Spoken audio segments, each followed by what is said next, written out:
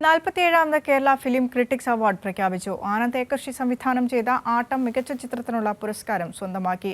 ആട്ടം സംവിധായകൻ ആനന്ദ് ഏക്കർഷിയാണ് മികച്ച സംവിധായകൻ. മികച്ച നടന്മാരായി ബിജു മേനോനും വിജയരാഘവനും തിരഞ്ഞെടുക്കപ്പെട്ടപ്പോൾ മികച്ച നടിമാരായി ശിവതയും സെറിൻ ഷിഹാബും തിരഞ്ഞെടുക്കപ്പെട്ടു. ജോയ് മൂവി പ്രൊഡക്ഷന്റെ ബാനറിൽ ഡോക്ടർ അജിത് ജോയ് നിർമ്മിച്ച് ആനന്ദ് ഏക്കർഷി സംവിധാനം ചെയ്ത ആട്ടമാണ് 2023 മികച്ച ചിത്രത്തിനുള്ള പുരസ്കാരം സ്വന്തമാക്കിയത്. ആട്ടം ഒരുക്കിയ ആനന്ദ് ഏക്കർഷി തന്നെയാണ് മികച്ച സംവിധായകൻ. ഗരുഡനിലെ അഭിനയത്തിന് ബിജു മേനോനും പൂക്കാലത്തിലെ വേഷത്തിന് വിജയരാഘവനും മികച്ച നടന്മാരായി.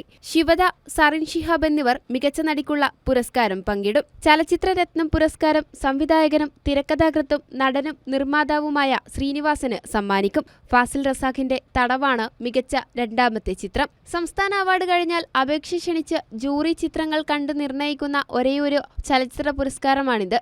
69 ചിത്രങ്ങളാണ് ഇക്കുറി അപേക്ഷിച്ചത്. അസോസിയേഷൻ പ്രസിഡന്റും ജൂറി ചെയർമാനുമായ ഡോക്ടർ ജോർജ് ഓണക്കൂറും ജനറൽ സെക്രട്ടറി തേക്കിൻകാട് ജോസഫുമാണ് പുരസ്കാരങ്ങൾ പ്രഖ്യാപിച്ചത്. കൈരളി ന്യൂസ്, തിരുവനന്തപുരം.